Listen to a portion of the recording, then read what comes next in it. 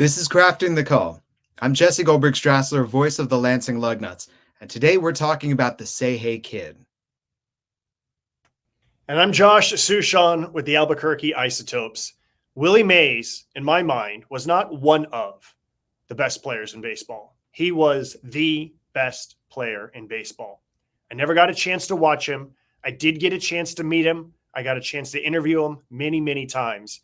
It wasn't just about what he did on the field. It was how he did it on the field. And Jesse, I am super excited to go back and look through Willie Mays' best highlights, but to do it on Crafting the Call, where we examine them through the lens of how broadcasters described it at the time. We just lost Willie. All of the baseball world is mourning. For you, you knew him as a human being. For me, I knew him as a larger-than-life hero for my dad. He was my father's favorite ball player. My father grew up in New York, right on Long Island, born in Brooklyn, grew up a New York Giants fan, the same as all of his brothers.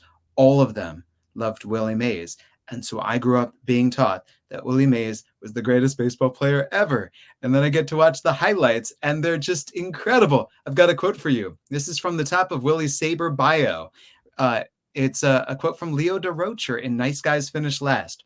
If somebody came up and hit 450, stole 100 bases, and performed a miracle in the field every day, I'd still look you right in the eye, and I'll tell you that Willie was better. So Leo the Lip, who shot straight, Willie Mays. Let's talk and let's watch Willie, Josh. Let's get right to it with the most famous catch of Willie Mays' career. There's a long drive, way back in center field, way back, it is. Willie Mays just brought this crowd to its feet with a catch, which must have been an optical illusion to a lot of people. And Willie Mays gave this crowd of 52,751 an unforgettable sight. Wirtz pounds the next pitch over Willie Mays' head, but there goes Willie. Okay, Jesse, so we've watched that play hundreds of times, thousands of times. And the thing that strikes me about that, first of all, was who is the director who is getting shots of the crowd? Right? That's what I've always wanted to know. Who just happened to have a camera on the crowd as they were going, oh my goodness. And then my second thought is that this is at the very beginning of television, right? This is the 1954 World Series. And the camera angle that we have for that shot, I think, look, that was the day that the Willie Mays legend was born, right? Nationally, because that was the first day that everybody got to see it. And then that's the play that we just see over and over and over again. His back to home plate, his cap flies off. He makes the over-the-shoulder catch. He has the presence of mind to throw it back in as fast as he can because he knows that Larry Doby is on second base. And Larry Doby's really fast. And it was quite common to have a player tag up from second base and score on a sacrifice fly because the Polo Grounds was so deep. And that phrase, what must have been an optical illusion, is a brilliant way to describe the most famous catch in baseball history. When I think back to what it would be like to do play-by-play at the Polo Grounds, and I'm thinking about the challenge that would exist knowing how deep it is in center field and the different angles, right? Because it kind of came through like this, and then it went further back, right? So all the different angles that are out there. And a lot of times on Crafting the Call, Jesse, we talk about, I'm going to look at this monitor, right? And I'm going to cheat with the monitor, or my binoculars are somewhere around here. I'm going to get the binoculars out so that I can have that assist me. And I'm wondering about, okay, binoculars existed back then, but just being able to capture that moment where you don't have these things to help you and the challenge that's involved in that and being able to describe that moment. And I think about when I've been thinking about Willie Mays since his passing, I've thought about how you describe something and the shelf life that it has, that 50 years from now, what you say in that moment becomes just as part of the story as what the player did because of how your words impacted, right? A lot of times we have multiple versions that we can use for some of these clips. Other times we don't.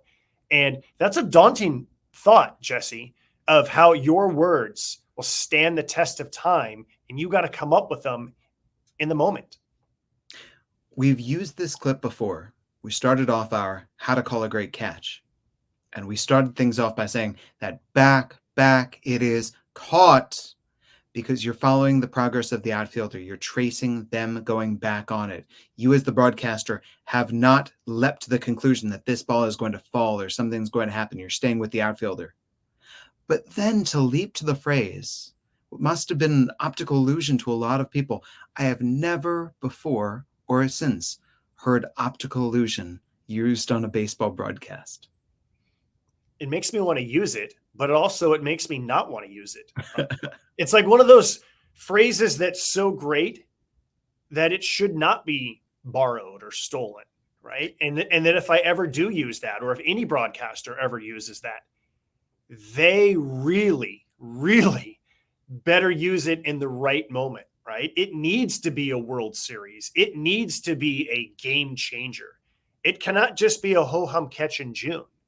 It needs to be when the stakes are at their highest, when a phrase like that is used. Yes, yes. About the TV direction, have you ever seen the highlight of Carlton Fisk tagging out 2 Yankees at the plate at the same time? Yes.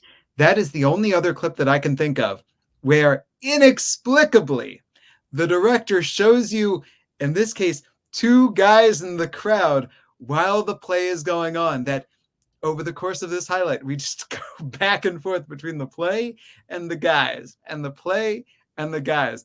And it's so great.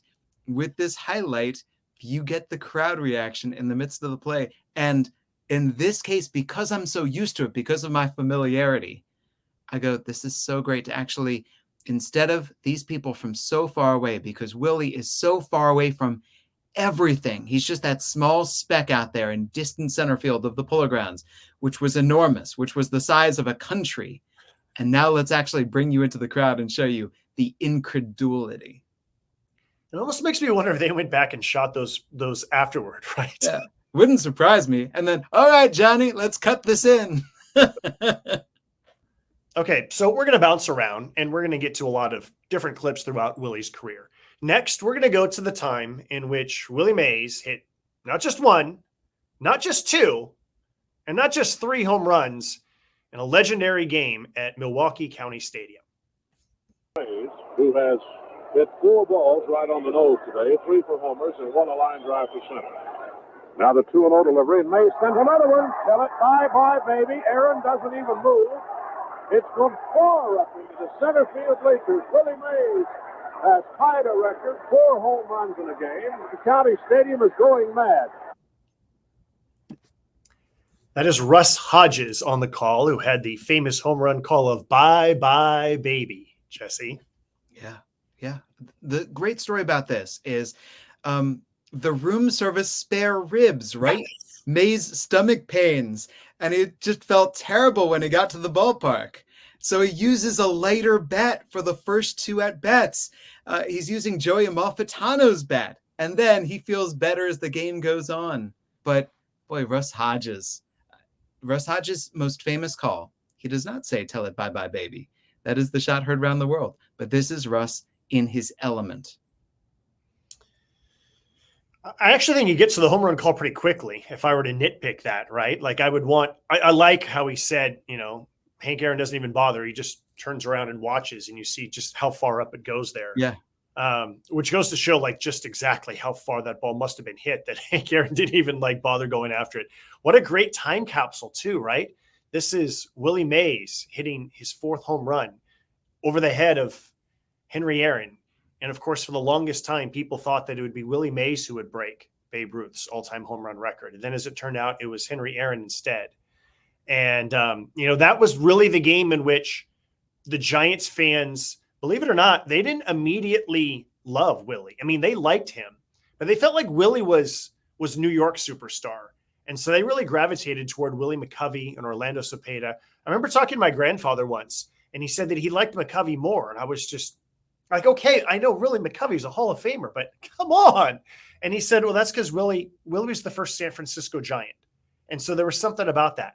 But the 4-homer game that Willie Mays had there, was one where that was okay for Giants fans. We've heard about this unbelievable superstar, and now he's done something for us as a San Francisco Giant.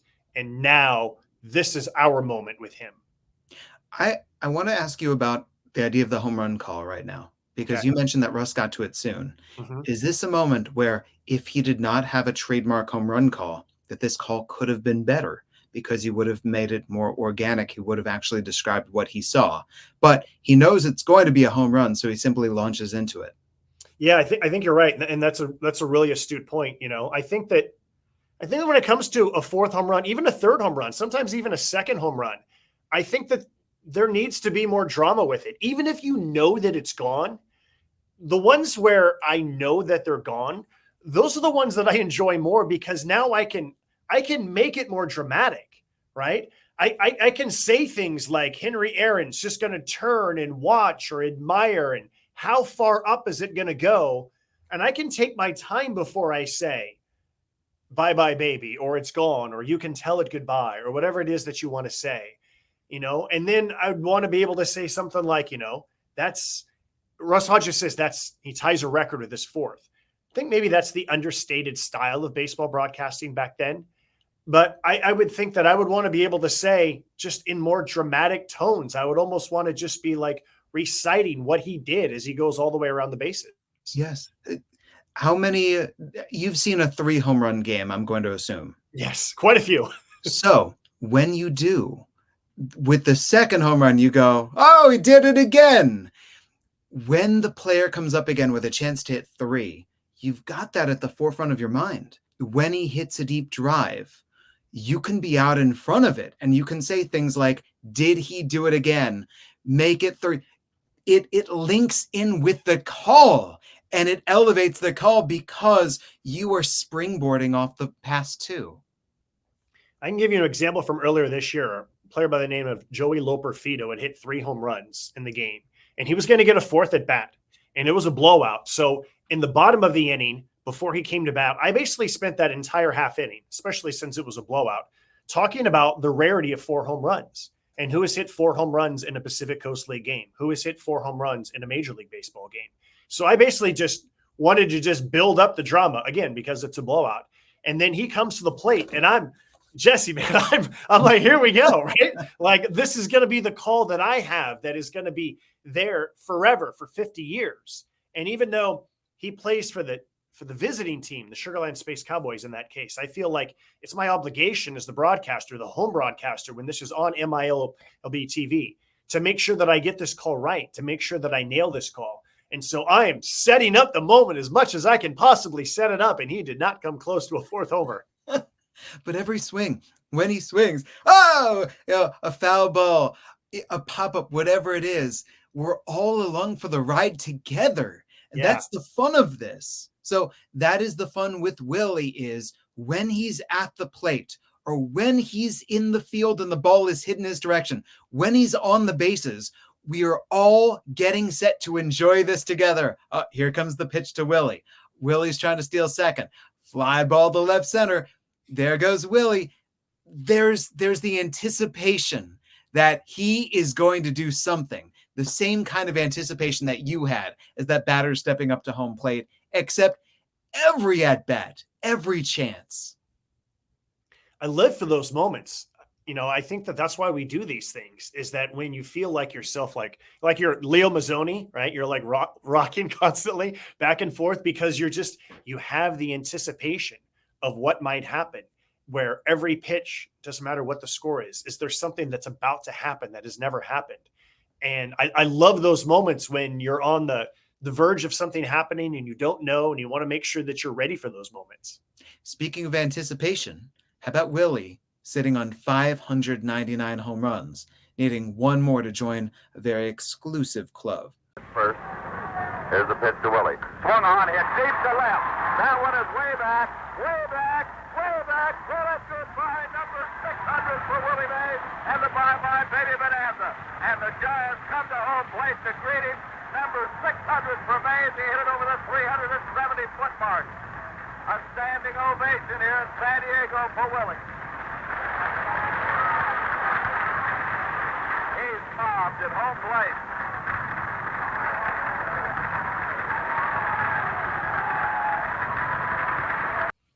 there's something about the staticness of those old time calls, Jesse, that even when the audio is not perfectly crystal clear, I just love it. I just love the old timey feel of the AM static radio that we heard. And that is the amazing voice of Lon Simmons. The Bye Bye Baby Bonanza. Yeah, that's how I grew up listening to baseball on the radio. That's how it sounded. This is a remarkable sort of swing because you and I earlier, we watched Alex Rodriguez with a pinch hitting appearance reach a home run plateau. And this is Willie getting set up to pinch hit in San Diego. The first few times that I watched that highlight, either as a kid or even in recent days, what struck me was it's empty. What's wrong with Padres fans? Why are they not at this game? Willie Mays is on the verge of 600 home runs. There's nobody in left field. And then when you think about, okay, it was a pinch hitting appearance. Now, I don't know how many people got the word that Willie got the day off, right? There was no Twitter back then. So maybe it was put in the newspapers that Willie is not going to start today and not as many people bought tickets. I'm blown away by how few fans are at Jack Murphy Stadium. But to go back to Lon's call, I like how he describes the fans who are there and what they're doing, and yes, the Giants players pouring out of the dugout and meeting him at home plate. I think it's I think it's just a fabulous call. Our nostalgia tells us when you and I go to baseball stadiums that are not packed with fans, this is not the way that things used to be. These stadiums used to be packed, and therefore is baseball losing popularity? This is something that it's not you or me necessarily. This has been written about and talked about a long time, is whenever anyone sees a stadium that has empty seats, oh no, what's wrong with baseball? Baseball has had empty stadiums and a lot of empty seats for many, many decades. And in fact, we can say it's easier now to see fuller stadiums in a lot of places than, boy, back in the 50s, there were a lot of folks who were not going to games, or the 60s, depending on where. And here, that was the first thing that occurred to me is this baseball is landing and there's not going to be a fight for a souvenir. Where's all the reaching hands? But I really enjoyed seeing the team pour out because I love understanding those moments when decorum breaks and everybody leaves the dugout and everybody is a part of it, even as the game is continuing. Whatever the case might be, whatever the circumstance, the special achievement might be, that everybody is out of the dugout because the moment calls for it. So here's the other thing about Willie Mays, Jesse, is that there's a lot of mythology that still exists about Willie Mays for a really good reason. And that's because we don't have footage of, we have the biggest ones, right? We have the catch. We have the 4 home runs. That's rare footage. We don't have the audio of the first 3 home runs. We only have the audio of the 4th home run. Out of his 660 home runs, we probably have video footage of maybe 30 of them, maybe. So there is still so much mythology that's involved. And so even for something like that video footage, I'm going to guess that whoever was filming that game was probably not televised in San Diego or in San Francisco. That was probably some local photographer, or maybe the Giants had decided, or Major League Baseball decided that somebody needs to be there. You see the camera initially showing the center fielder and then, oh, wait, it's over there. Wait, where is it? Right. So it's someone who does not have the skill that we associate camera operators at sporting events now.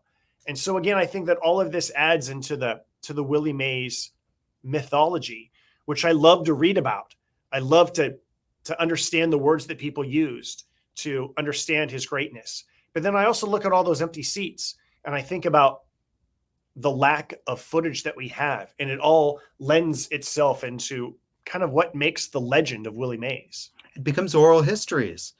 It becomes people watching and then telling from their memories, saying, here's what I think that I saw, or here's what he meant to me. Here's what I felt when I watched him play as Willie is coming up out of Alabama and playing for the Birmingham Black Barons and signing with the New York Giants and hitting .477 with the Minneapolis Millers and getting that notification in the movie theater.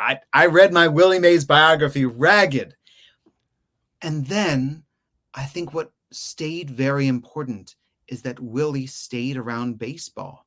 And so that you, while you're covering baseball in the Bay Area, that you can shake his hand, you can talk to him, and that you can hear stories. But because we don't have the video, a lot of what we believe about Willie Mays, beyond the statistics, which are chronicled, and you can find them in the box scores or in Baseball Reference or on his baseball cards. And so we know about the 660 home runs and everything else. There's so much memory. There's so much of that oral legend of, I saw Willie do this, and it's great. It's just very different from what you and I are used to seeing, where we get to say, all right, let's see how well that matches up. It becomes an optical illusion of sorts. And then as you get to the end of Willie's career, now he gets traded back to New York to play for the Mets. And it's not because the Giants didn't want him anymore. It's because they felt like they couldn't afford him and they wanted to give him an opportunity to go back to where it all began. It was a favor that they basically did to trade Willie back to New York. And then this is where the New York superstar comes home and plays for the Mets in Queens. And by this point, he is not the same player that he was, but he still has these magical moments. And what you spoke of earlier, Jesse, about the way he made people feel is what we're going to experience in this next clip. Well, Willie's still getting the ovation each time he comes up here from the Met fans in New York.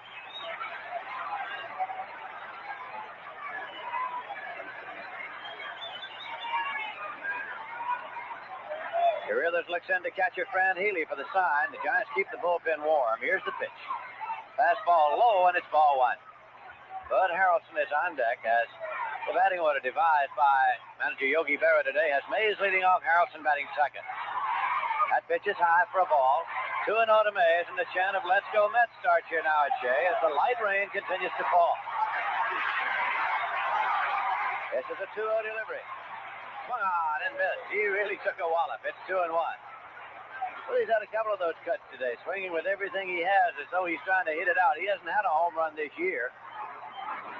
Here's a 2-1 pitch. Little in there for a called strike. It's 3-1.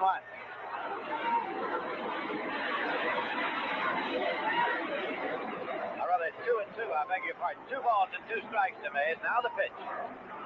Outside. It's full at 3-2. Last year, Mays had 18 home runs for the Giants, most of them early in the season.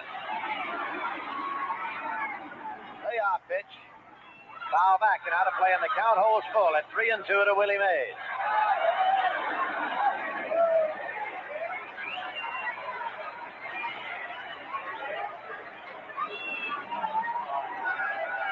John Cumberland, a left-hander, Jim Barr, a right-hander, throwing in the bullpen for the Giants.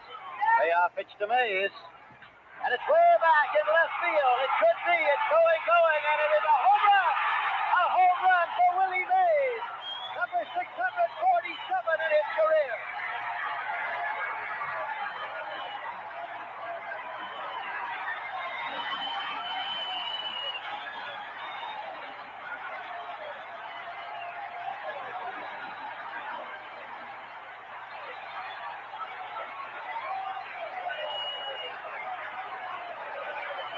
Willie Mays gets a great ovation from the crowd and in the dugout from the Mets as he belted a 3-2 pitch over the left field wall.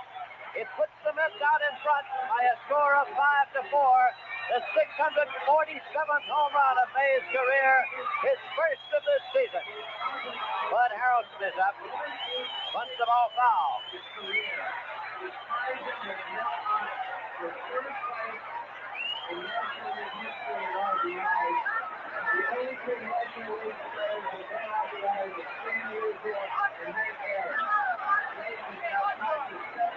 Now here's the pitch to Harrelson. Fouled off and out of play.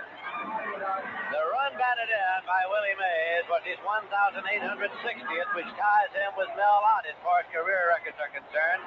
Third among the lifetime records of men who have played in the National League. Here's the 2-strike pitch to Harrelson, fouled off. The only 2 players in the history of the National League who have batted in more runs than Mays and Ott, who are now tied, are Stan Musial and Henry Aaron. The first thing is that Lindsey during the at-bat and immediately upon the swing, you can tell that he's a little bit off, right? He gets the count wrong, and then immediately off the bat, he jumps way back in left field, and then he's got to slow himself down. And I think he rights himself beautifully because he is right on it to call the ball gone when the ball disappears. The fans go crazy. He traces the path around the bases. He lays out. He lets the fans, their excitement peek in. He sums things up beautifully. Now he's got a conundrum, which we face. Like, I know this very well. I bet you know this too. There's another batter coming up there, but we're not done. So he's going to give you each pitch to Bud Harrelson. He's going to be right on each pitch. All the while, he's got to not talk. He needs to listen because we've got an announcement being made over the press box system right now about Willie's new rank in RBIs. This is a big announcement, so he's got to listen. He's got to write this down to make sure that he relays this. There is a lot going on for Lindsey that at the very start, we've got Willie. It's Mother's Day. It's a 4-4 game that I think that he writes himself beautifully. And this ends up a very challenging, well-made call. Agree with all that. I love the word took a big wallop early in the at-bat. Yeah. Talks about the rain at Shea Stadium. It's Mother's Day. Also, there was a point in that at-bat when the famed airplanes are flying over Shea Stadium. And the first time I ever heard this clip, and then again recently, I thought, oh no, is this home run call going to be ruined by this airplane that's going over? And I'm wondering, like, also when it comes to, like, you're a little bit out of sorts, right? You're locked in on describing Willie Mays. I think that Lindsey does a really good job of basically saying, Willie's not the player that he used to be, without saying, Willie's not the player that he used to be, right? Says he hasn't hit a home run this year. He says this is how many home runs he hit last year, but most of them came at the beginning of the season, right? So it's sort of a gentle way of reminding people, this is not the Willie Mays from 1954 anymore, that this is the Willie Mays who's at the twilight of his career. So then you add all of those things with what you just described, Jesse. And I think that you're right. I think this is a terrific job of a lot of things happening that can ruin your call and that you start to stumble a little bit, but then he recovers in a really graceful way. I would like to attack something real quick, if you don't mind. David Schoenfeld for ESPN wrote a whole article about how with advanced analytics, we actually can discover that Willie was better than people thought. And I believe that he, in the end, awarded him 7 or 8 retroactive MVPs. So I'm reading Willie's Sabre bio, and it's saying, the fans wanted to see Mays, but the manager, of course, had to put the best lineup on the field. Implicitly, Willie's not in the best lineup. As a part-time player, Mays was 3rd in the club in batting average, 2nd in slugging, despite having the worst numbers of his career. And it just buries the season for the Mets.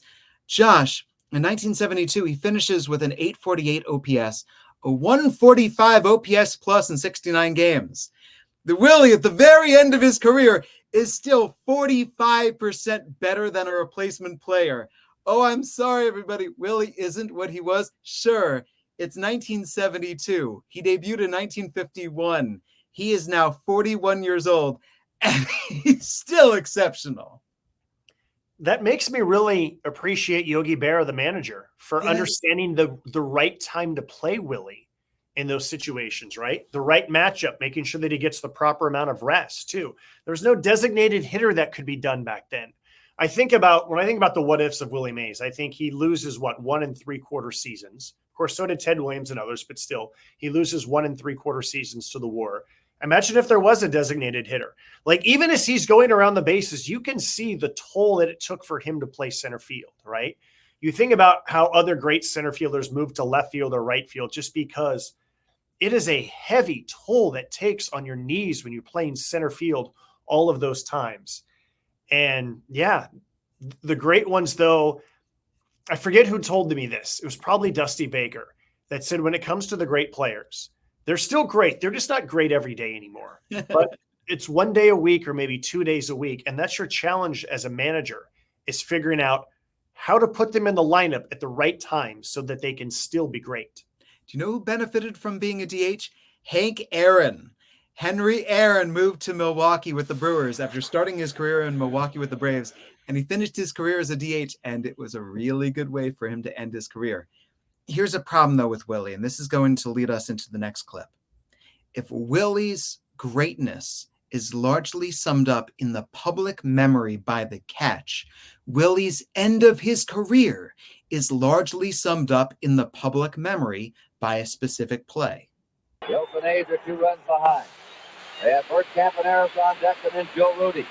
And Dick Williams now comes out to talk to the home plate umpire, Augie Donatelli. Aaron Johnson went into a bad slump the last month of the year. He's got a floating bone chip in his hand. He didn't have any extra base hits since late August. He wound up the year batting .246, 19 homers, 81 RBIs. But after the A's secured him and made him their designated hitter, he gave him a big boost. One of the biggest boosts of the season. They're talking about the lights. The lights are on here at the Oakland Coliseum right now, Kurt, even though the sunshine is out very brightly. But the first day that Darren Johnson joined the A's, he knocked in 4 runs, and he took off from there. And he had a lot of the big kind of hits that the pros really get. With 2 out and the A's behind by a run or 2, he would get a lot of them. Darren Johnson pinch hitting, and the A's now have only one right-handed pinch hitter left. That's Alan Lewis. They have 2 left-handers in the dugout, Davalillo and Burt. But after Johnson, they're going to the top of their order. Umpires are asking him to turn the lights off here at the Coliseum. It's unusual that the manager complained about it being too bright. So the lights go off. And now the pitcher, McGraw, is working out of the sunshine into the shadows of the batter, which is disconcerting for a hitter. A strike for the fastball. Tuck McGraw working on his 4th inning. He's allowed 1 run in 3 innings of relief today. There's a smash in the left center. Willie Mays over, and it gets time. He lost his footing again. Darren Johnson's in the second. Willie Mays stumbling again as he did on the bases. He can't seem to get his coordination together today with his feet.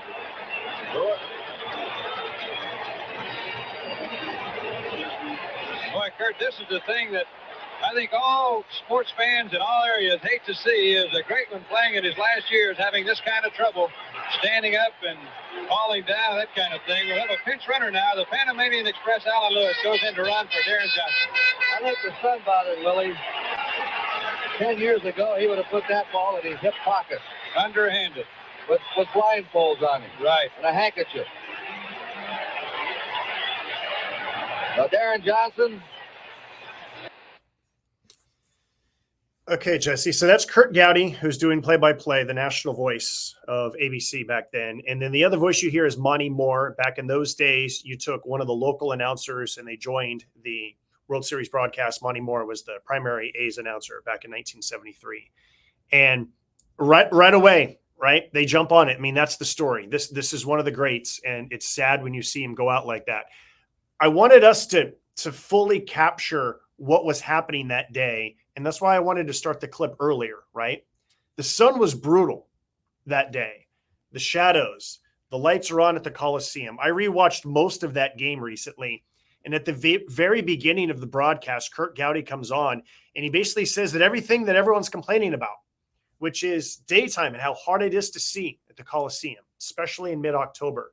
And rewatching that made me think, well, maybe it's better that we play night games and not day games during the World Series. And I don't know about you, but I think that it's a appropriate yet sad way to state the obvious that Willie lost that ball. He stumbled the previous inning when he was a pinch hitter. And it's just kind of sad. He's become the personification for the star player should not stay too long.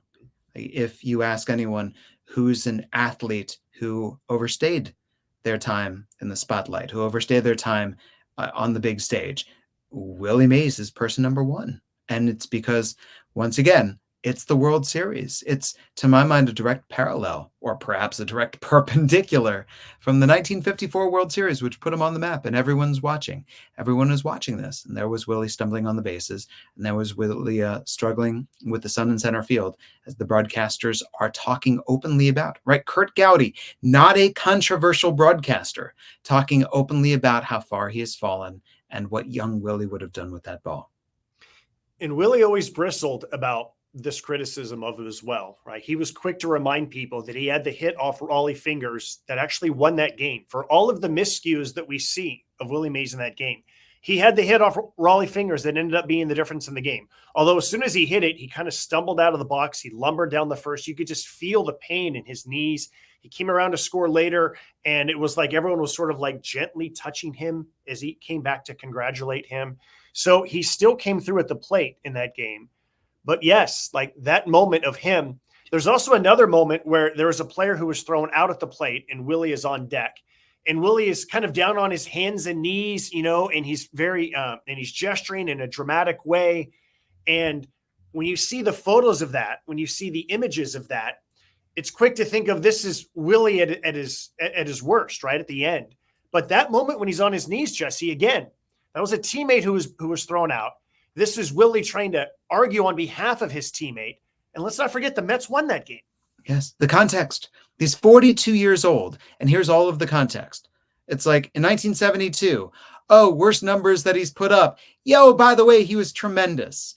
Oh, here he is stumbling in the outfield. Oh, by the way, he wins the game. It's everything else. It's the whole Willie's not just as great as you think, but actually there are ways that you're overlooking his greatness. It's fun to say, maybe you missed this, in which Willie was also great. And this is not to excuse all of these things. He is 41 in 1972. He is 42 years old and coming to the end of his career here in 1973. And yet, the Mets could have used more because they lost that World Series. Here's a couple of other things to keep in mind too, right? Is Willie comes up in New York. He becomes the icon in San Francisco. He goes back to New York. And now this is a World Series that's played across the Bay in Oakland, right? Yes. So this is all of these Willie Mays adoring fans who were there. But of course, they want the A's to win, right? And A's fans are different than Giants fans, right? There's a lot of fans that like both and just appreciate him. But they want their team to win in this moment. And Willie Mays did not start that game. He was brought in late in the game. He did not play in a whole lot of those games in the World Series. And so all of the different context goes to show, even for Yogi Berra, the manager, who knows what it's like to be late in your career. And here comes Elston Howard, perhaps to replace you. And when is he going to replace you? And how those are difficult decisions for a manager on how much and when to play the aging superstar, especially when something happens in a game and you're like, I don't want him to go out this way. I don't want him to be embarrassed. But what do I need to do to help the team win, especially in a World Series? Yogi's a great example because Yogi was depicted as something very specific in the media, right? He was depicted as a clown, and he was fierce and tough and competitive in person and could be very difficult and was a smart baseball guy. It's really fascinating to see how one clip or one thing about someone can get blown up, and over the course of Willie Mays' career, how that changes. But here's the thing about Willie is even after he retires from baseball, he doesn't leave baseball. He's still around the field. He's still playing. In fact, the highlights of him from Old Timers Day games are tremendous. Well, let's look at one. Here's a drive, left center field. Darren Johnson, Willie Mays. Darren says, "You take it, Willie," and he does. He makes a diving catch in left center field. Oh, brother. Willie Mays seals the show, doesn't he? However, he's slow in getting up. Well, he'll get the attention. This is certainly worth another look. Here's the pitch. And Swoboda gave it a ride to deep left center field. And Willie Mays able to flag it down. Take another look, Stan. Here's a gem. He had it all the way. There's a lot of youngsters sitting here. The name was Willie Mays. They'd never seen him play. They'd heard about him. Their parents had told them or their friends had told them what an outfielder he was. Today, he made them believers, didn't he? All right, as we look at it again, we'll be back in just a moment. But first, here's a word from Michelob Light. What range? Yes. I really appreciate the analysis there at the end because I can 100% relate to that. I did not watch Willie Mays play. I heard about him. My grandfather told me about him. My dad told me about him. I read a bunch about him. I constantly heard people on television talking about him. Old timers games, Jesse, used to be a staple of baseball promotions. I know that I would look at the calendar and I would say, Dad, I want to go to baseball card giveaway day. I want to go to old timers day. Yes. I want to go to a fireworks game. Yes. I want to go to bat day or hat day. These are the games that I wanted to go to. And it was so much fun to go and learn history and hear the conversations that people would have around you. And yeah, sometimes you looked at these guys, you're like, oh no, what is he doing on the field? And then there was other times that it doesn't matter what they do. It's just a chance for us to clap and cheer for them. And once again, appreciate what they accomplished in their career. And then guys like Willie Mays, they don't know any other gear other than just go get it. Bob Feller was so good in Old Timers Day games, man. He could still bring it and spin it. I agree with you. And it's such a blast to say, oh, by the way, let's celebrate them all over again. This is another chance to celebrate them. All the while, there's Willie doing what he loves. You and getting the chance to go to Giants games and getting the chance to sit there with Willie. Is there a story that comes to mind for you? There's a lot of stories. The main thing that I would think of is when I think of spring training, I think of Willie Mays, right? So I covered the Giants from 2000 through 2003, 4 years as the beat writer at the Oakland Tribune. And in my mind, spring training began the day that Willie Mays arrived.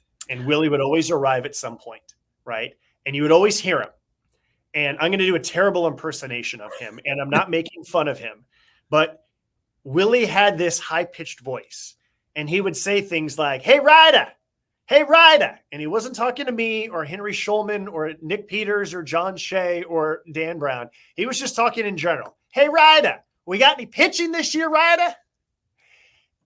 And when he would walk in the clubhouse for the first time, whether you were a writer or a rider, whether you were Barry Bonds, whether or not you were a kid who was at his first spring training, everybody was in awe. Everybody just turned to mush when he was there. And sometimes he would go there with a specific purpose. I'll never forget, this is before I was a writer. Kevin Mitchell was being transitioned from third base to left field. And they said, Willie, come on out and work with Kevin Mitchell to become a better outfielder. And there was all of this great footage throughout the spring of Willie working with Mitchell. Oh, by the way, that was the year he made the barehanded catch. That was the year that Kevin Mitchell was the MVP, right? Other years, he's just out to hang out and just be Willie Mays. Peter McGowan, when he took over as the managing partner of the Giants, he gave Willie a lifetime contract. He just wanted Willie around. And Willie was around constantly. He was there in spring training. He was there at the Giants' new ballpark. Almost every single day, Willie would be there. He was constantly there. To the point where, at first, Jesse, when someone like Willie Mays shows up, even if there's not like a news angle, you just interview him and you write about it because he's there. But he would be there so often that it was like, okay, hey, say hey, Willie. And then you're on to get your interview for the day. And I wish that I would have forced myself to go up and talk to him even more often and do more interviews, or even just be around him and introduce myself more just so that I got to know him. It was almost like I felt I didn't want to bother him. I wanted him to spend time with players more so than me, unless I had a specific purpose. But I wish I would have just kind of lingered around a little bit more and listened to those stories. I saw them from afar, and I did plenty of interviews with him, but I wish that I would have gotten closer and closer and prodded him more, or even said grabbed a player, say, hey, Eric Davis, Sean Dunston, let's go talk to Willie. Just so we could learn more and soak up more of just his just joyful enthusiasm for life. I love it. Legend. Yeah. One of the greatest defensive outfielders ever. We don't have to argue. We're not a hot take show. Right. Defense, speed, hitting, power, just an overall absolute pantheon ball player. And what a joy to watch him, to watch how he was broadcasted, and to talk about him with you, because he was mythology for me and he was a human being for you. And that makes this really special to me. We cannot end on Willie Mays at the end of his career. Willie Mays hobbled with his knees. We have to end with Willie Mays in his prime, when we can't see him, but we can listen to what it was like to describe him. We're going to have a pinch hitter for the National League. Willie Mays being sent up for Gus Bell. So Willie Mays comes on to bat for Gus Bell here in the fourth inning. Willie is currently hitting .288. He has 13 home runs. He swings from an open stance. His right foot right back in that restraining line, left foot pointed down towards the shortstop. The outfield pull to left. Ford looks to Boyer at first. He goes to first with a throw and safe at first. Whitey has had great success this year, picking runners off at first. Boyer edges away. Again, he goes to first and back safely.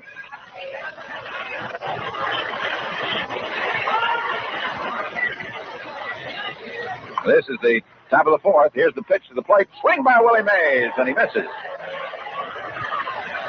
So that swing ought to start. A little breeze blowing out there in center field. Willie was out to really wrap that one. Boyer at first leads away. One out. The pitch to Mays. The curveball. He drives it deep in the left center field. That ball is going to go for a home run.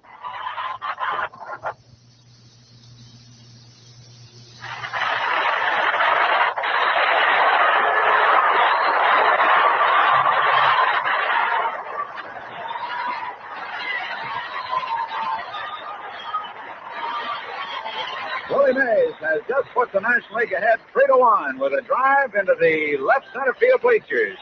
Well over the 360-foot fence. It must have gone up about 50 feet. Willie gave it a good ride. That's the way we want to remember Willie Mays. Oh, man. All-Star Game one-on-one matchups. Willie sent up as a pinch hitter. Here's your at-bat. And here's the... Man, he gave a lot of balls a good ride. For Jesse Goldberg-Strassler of the Lansing Lugnuts, I'm Josh Suchon from the Albuquerque Isotopes. This has been Crafting the Call. Say hey. We'll talk to you again next week. Say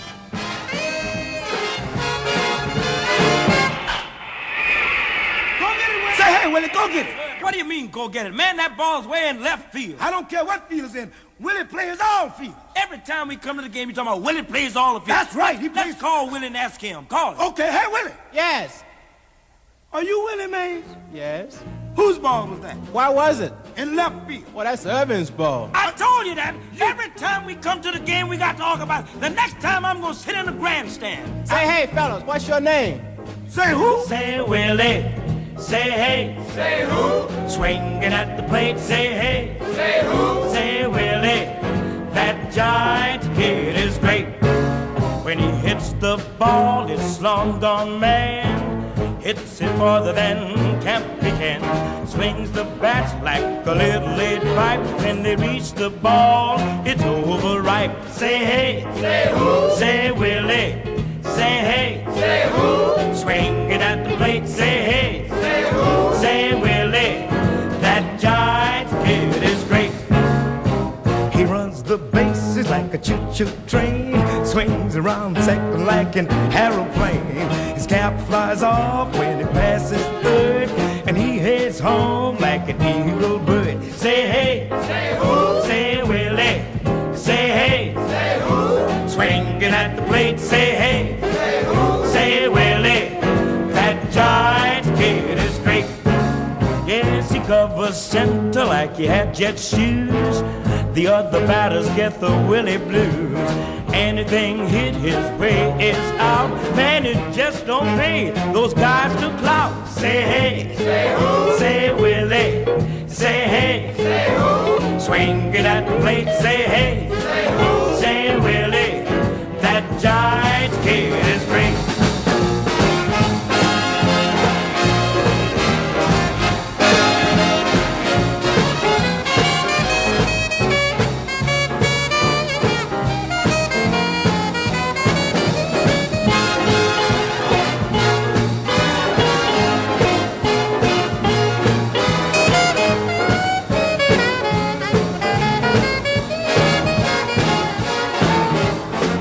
Willie served his Uncle Sam. He left the Giants in an awful jam. But now he's back, and he's Leo's joy.